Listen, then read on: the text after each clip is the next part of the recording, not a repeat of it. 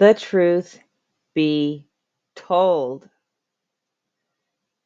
by Ishah Binah. Chapter 9. The Angry Man. Ishi wants me to write to you about a vision that he gave me this morning. He brought me inside of a house that had people in it. Inside the house, there were plain white walls. The walls may have had a grayish tint to them too.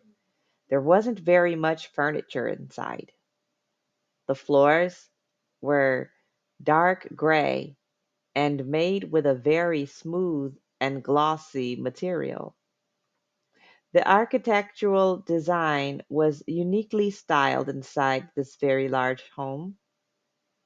This was not an open space design. Most of the living spaces were not visible from another living space. Because of the lack of furniture, roaming seemed inviting. I approached an area that seemed like the living room because of the exterior door that appeared to be the front door. When I approached what seemed like the living room, there was someone at the door. Upon opening the door, one of the women within the house were displeased with me. She uttered some rude remarks toward me as she quickly advanced toward me. I felt very uncomfortable. There seemed to be no quick, easy resolution to diffuse the environment. I'm still unsure about who was at the door and what they wanted. The stranger that had been at the door quickly departed. As I was dealing with the angry woman whose anger was directed at me, another woman approached me, and then a man. I was soon surrounded by people that were explosively angry with me.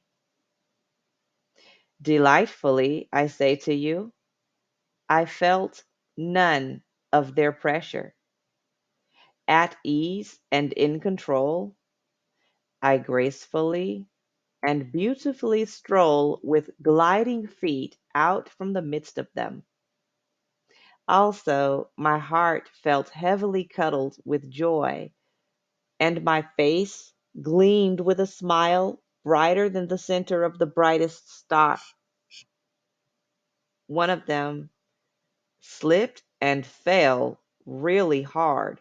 Now, this wasn't the usual type of slip and fall that any person on the earth would be accustomed to witnessing. In fact, it would take billions of dollars in technology to duplicate the type of slip and fall that I saw on film. Homeboy fell hard, as though he fell from thousands of feet above the sky and hit an iron pavement. He did the splits with it too and said, "Ah!" with a loud voice.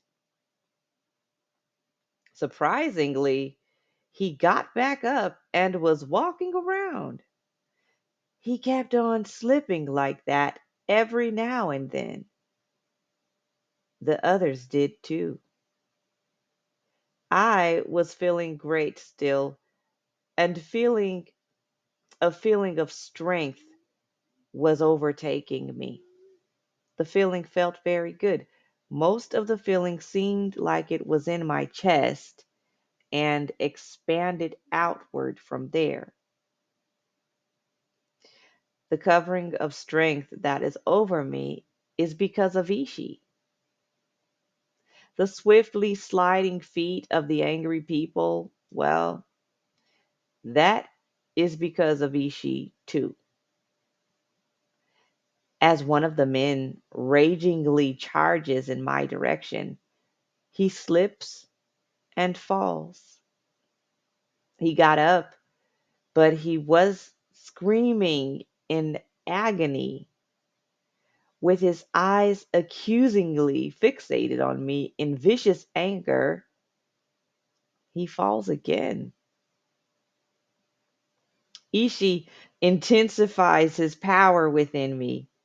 The angry man gets up again, still screaming in agony. His pain is so intense, he wants to lose his mind, but losing his mind is not an available option. The angry man wonders why he hasn't died yet from the pain.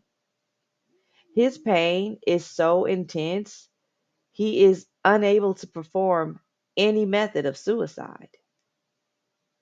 As I walk over to him to try to assist, he falls again.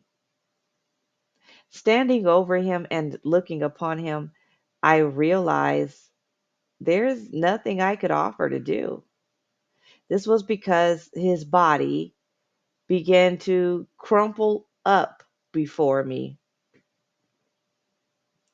The angry man laid there, crumpled up like a soda can. He was still alive with all of his senses.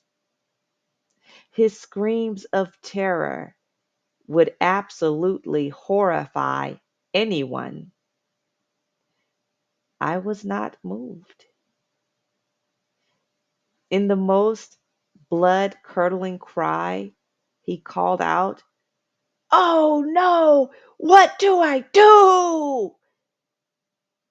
Still smiling, I walk away from him with my graceful, elegant sliding stroll and filled with the power of Ishi.